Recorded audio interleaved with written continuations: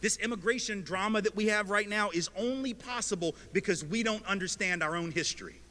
As a country, and particularly those of us of European descent, we have lied to ourselves about how we got here and for what reason. See, black folks know why they're here. Native peoples know why they're here and how they got here. A lot of Asian folk know, particularly if they're Chinese American, they know they got here because their ancestors were brought over to work on the railroads by the railroad barons who didn't care if thousands of them died laying track 19, 20 hours a day.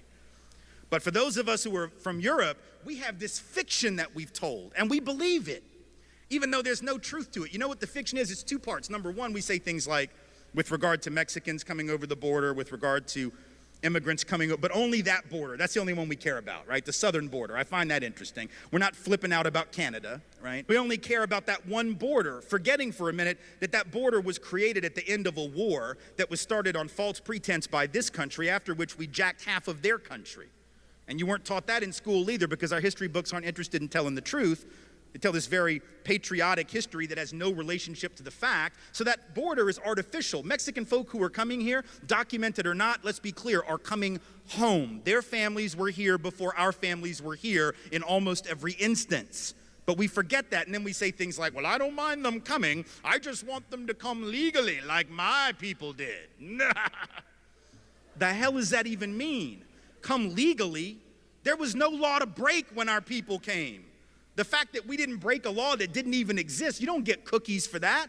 You don't get like a pat on the back and a gold star because your great whatever was law-abiding when there was no law that he could have violated, even if he wanted to.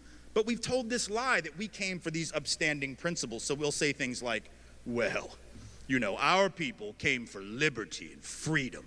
These people are just coming for stuff. They're just coming for jobs. They're just coming for health care. They're just coming for stuff. We came for high-minded principle, right? Because we believe that. What kind of third-grade version of American history is that, right? Like when Donald Trump says, well, Mexico's not sending their best. What the hell, you think Europe sent their best? Our people were the losers of Europe. The winners didn't get on the boat. You understand what I'm saying? The winners didn't leave. Why the hell would you leave if you were winning? Only the losers left because they had no choice. They were dying. They were starving. They couldn't support their families.